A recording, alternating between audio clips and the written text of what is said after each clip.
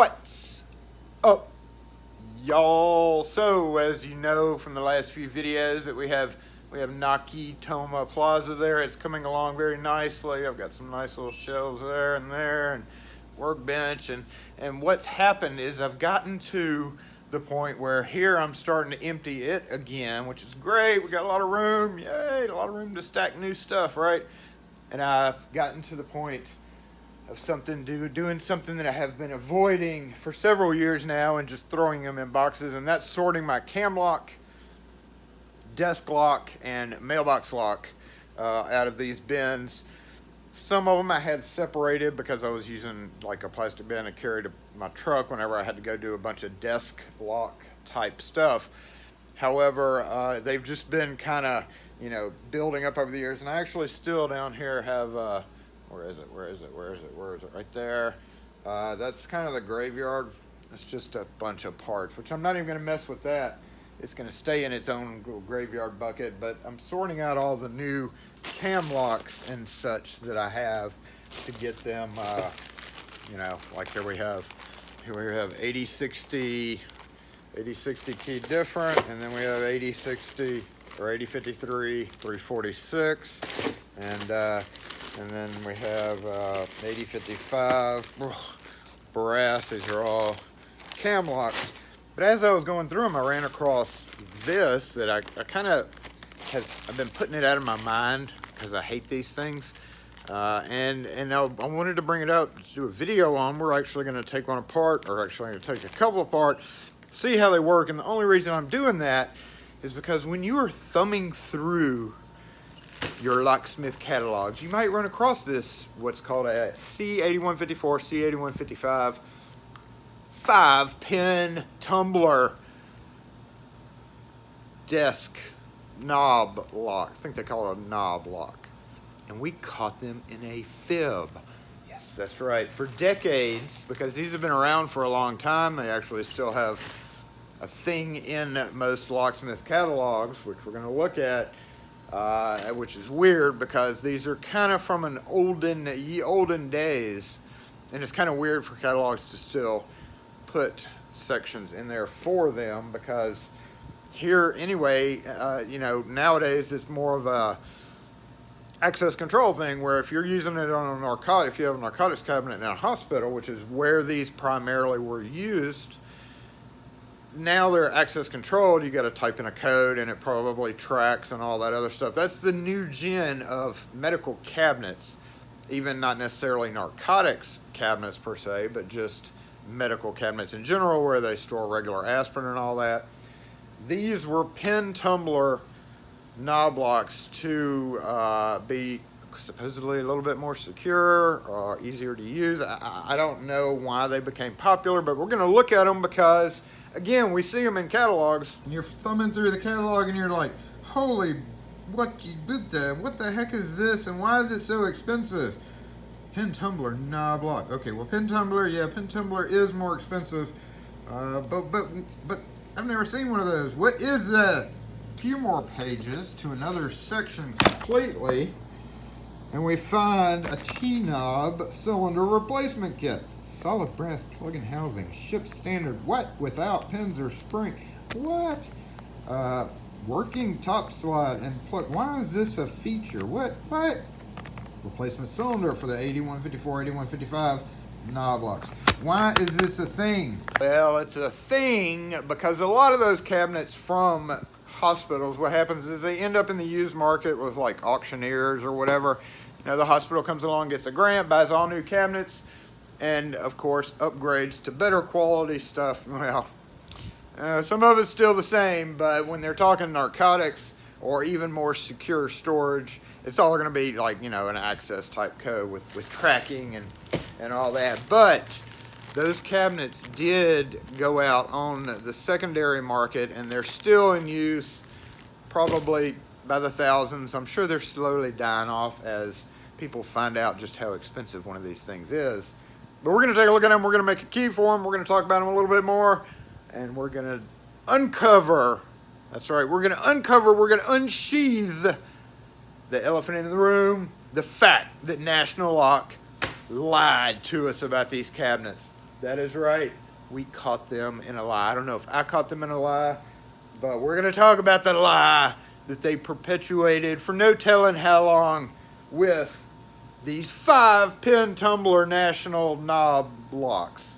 Let's get started. That's right. These right here. Ooh, that's a good Ziploc bag, isn't it?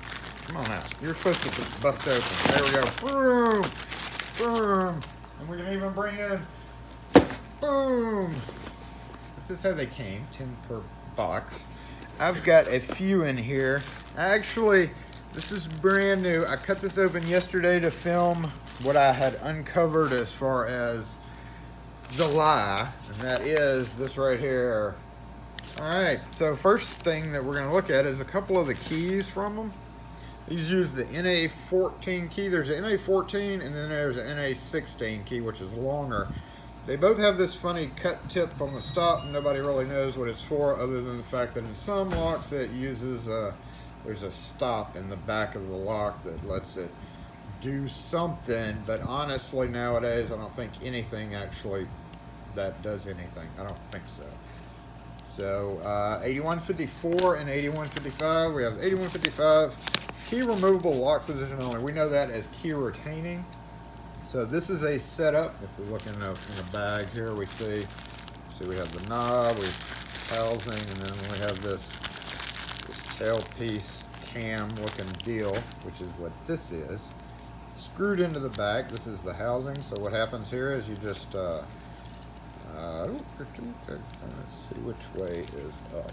This way is up. Alright, so in the locked position, obviously it's for thin metal cabinets because we don't have a lot of room right there, so this would not work on anything except for a thin metal cabinet. And also it is a single D configuration, which is also very, very rare. Most stuff has 2 flat sides. That's called the double D. This is a single D. You could put it in a round hole, but obviously in a metal cabinet with a round hole it's going to spin much easier. But anyway, this is the 8155 key retaining, locked position, tongue out, and key in. We turn it, and it turns all the way, almost all the way. Stops at about 1 o'clock there, so you can't pull the key out. That's meant so that the nurse or whatever could go, stick their key in, open it, do this. Another thing is we had a lot of broken keys whenever we had to service these more often back in the day, because somebody would turn it and then the key would be like that. And these are really have always been kind of long and easily bent or snapped. So, and then you turn the key back to that position and it's locked. With the other style, and what's happening on the inside, with the other style that is basically like a classroom function, we're going to get, and the difference there is this thing. See how wide that is compared to that? What's happening is it's not pulling all the way completely in when you turn this, and that's what's kind of stopping it. And also we're going to look to see why that's the case, but see how it doesn't go completely in.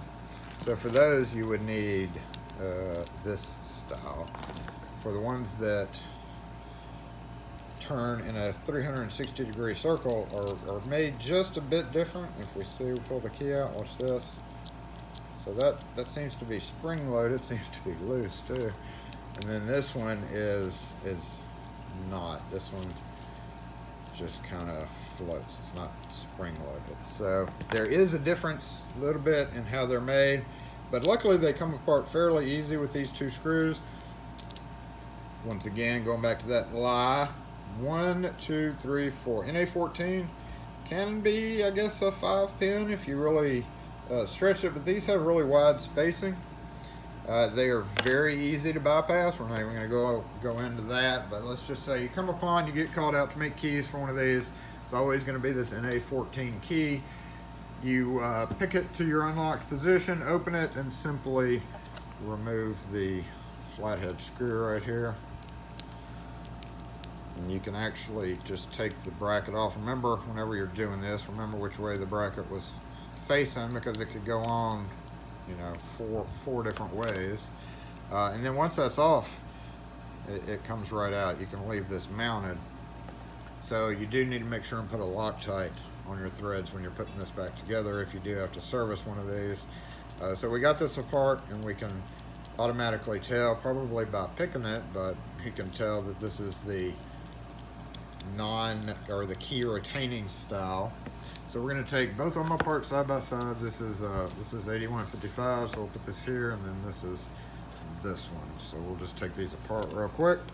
Okay, let's take these guys apart and see the difference. This one is the spring-loaded one, so we're going to want to be very, very careful, as anytime you're taking apart something you don't know what's inside.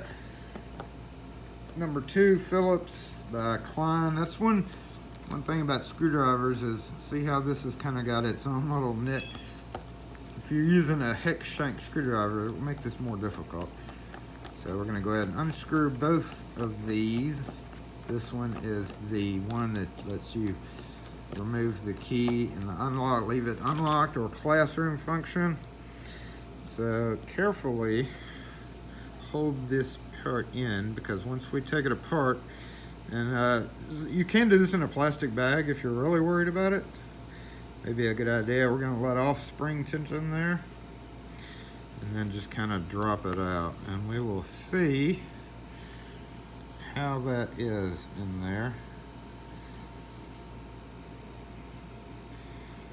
and how it sits. It's just an open, kind of an open channel there. So there goes the spring. All right, it can really only go back together one way, luckily, so we don't have to worry about that. And then before we take this out, there's something you do have to be, two things you do have to be aware of.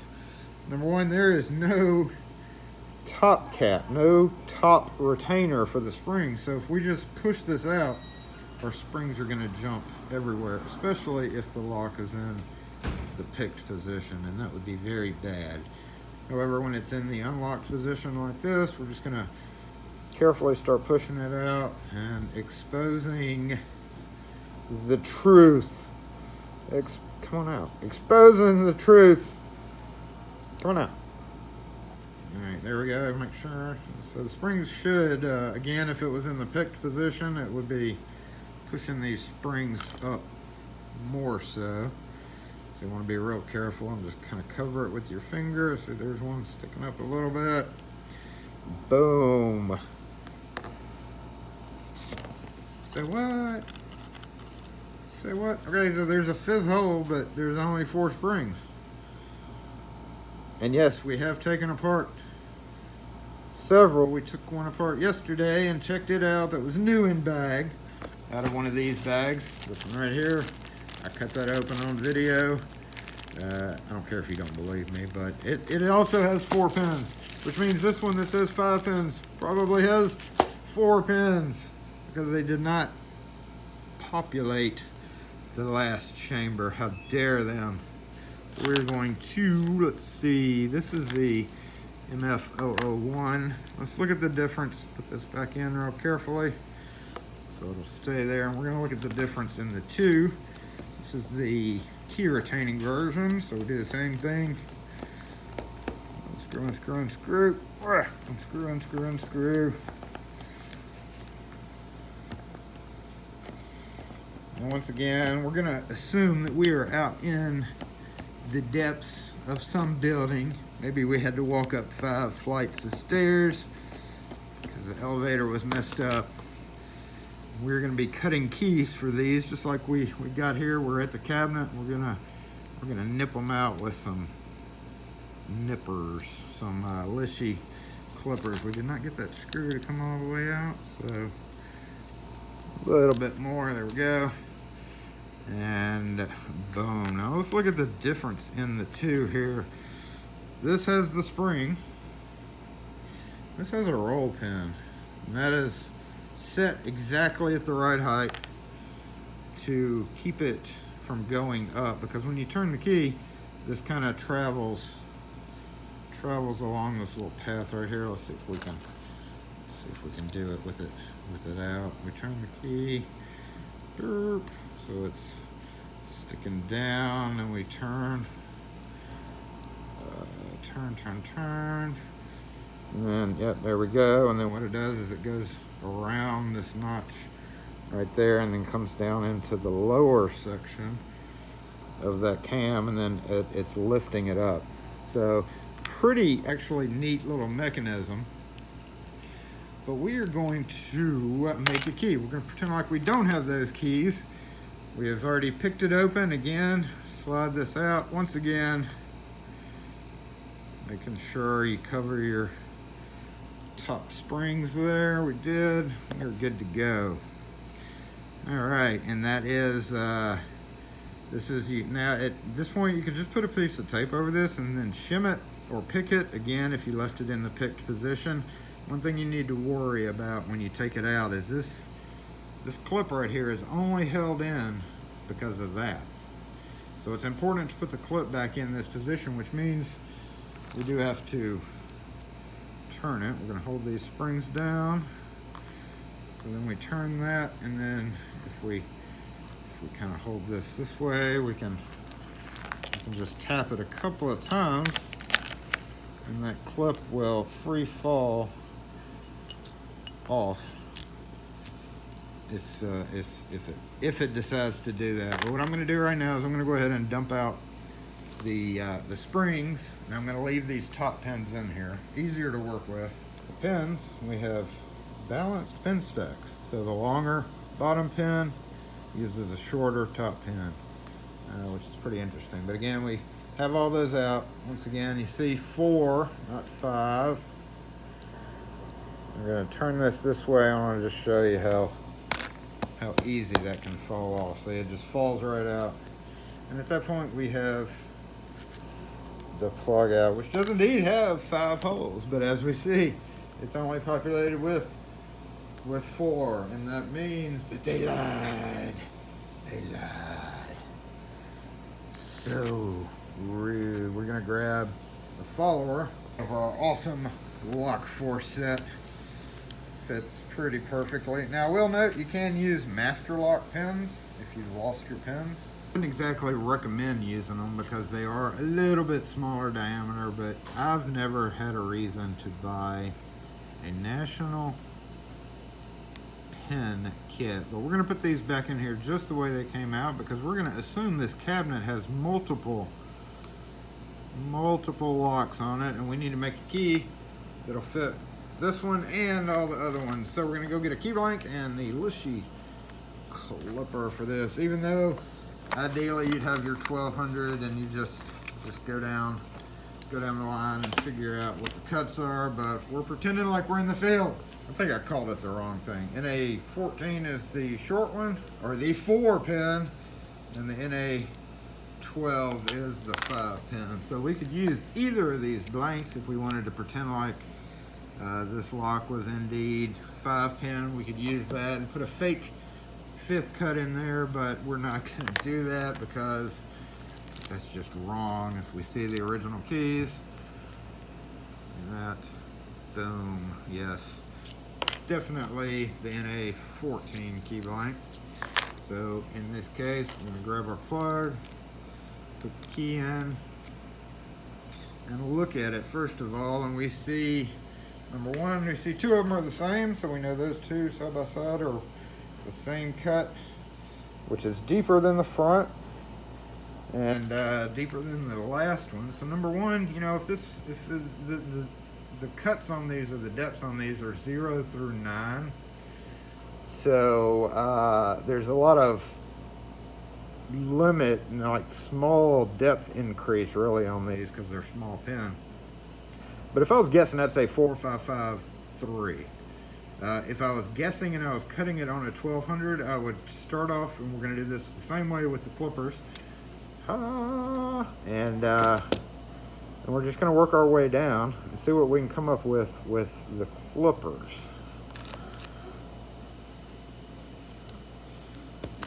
Do first is dump these back out. They are color coded, appear to be color coded. We're going to put this in here, and then we're going to get like a file or something and scratch our way into the spacing. So key all the way in, get a little pointy object, and go right down the center. Just kind of put a scratch right across, and a scratch, a little scratch. Now I'm using brass blanks. If you're using nickel plated, which are kind of more common, then you might have to scratch a little bit harder to see it, but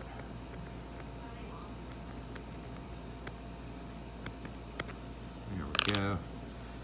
And then we've got our spacing. Now we're using the left-handed version of the Lishy clipper. Can't cut it this way because it sits on this little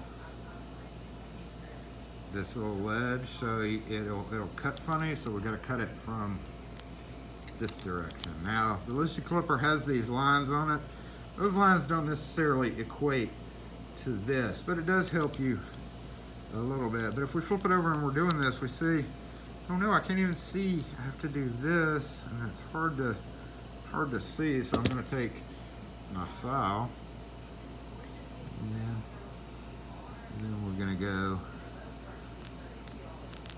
go right there, go right there, go right there. Look at that wide spacing, and then right there on the tip. So now we've kind of scratched us in an area where we can see while we're clipping. Now, the first one was like, what, 3 or 4 or something like that? So if we went by these depths, we got 1, 2, 1, wait, 1, 2, focus, 2, 3. Let's move it over to our first scratch, and center it a little bit there. Boom. All right, let's see before we go any further. Go ahead and load our pins back up.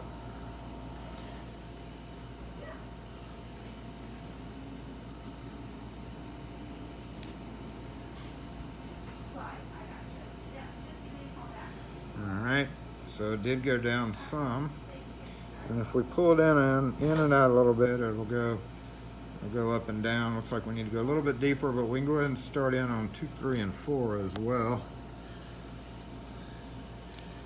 So let's get lined up on the cut there. Let's go just a bit deeper there. And number 2 is actually a bit deeper than number 1, so we're going to put that kind of right there in line. And that's just it doesn't, yeah, that is a little bit deeper. So then we're going to bring this one down. I'm looking at more where the top of the cutter blade is than I'm looking at the cuts, like those lines. Not really looking at that. I'm just looking at where the top of that cutter is hitting it. And then we had this one, which was kind of shallow. So, okay. There we go. And let's give it a go. All right, what do we have? We have everything. Let's wiggle it in and out. Everything looks a little bit too high, which is okay, because we can always trim down. You can never add back. So let's go ahead and nibble that out a bit.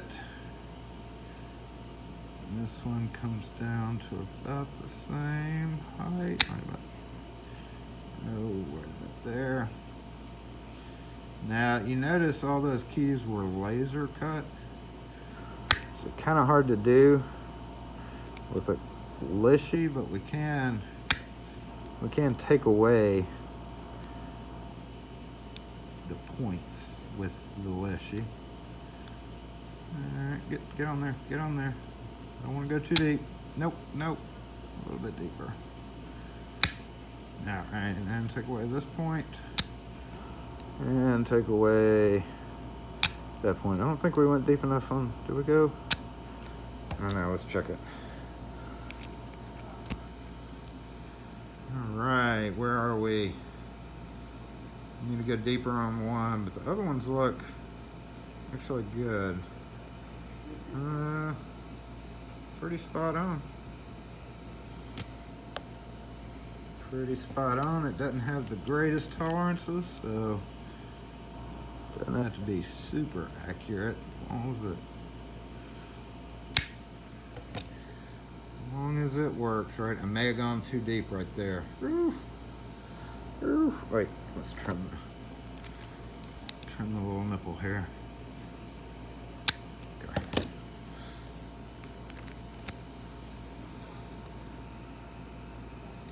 Didn't go too deep, that's good.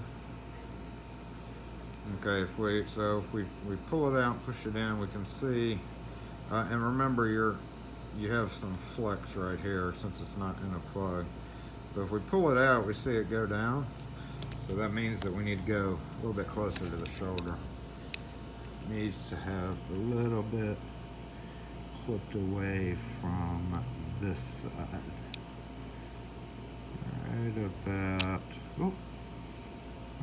Oh, no. That was a little bit. Okay, there we go.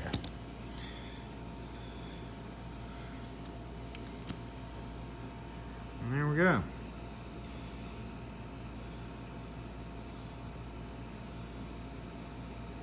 It looks a little shallow, but let's put the other one in. It looks just as shallow.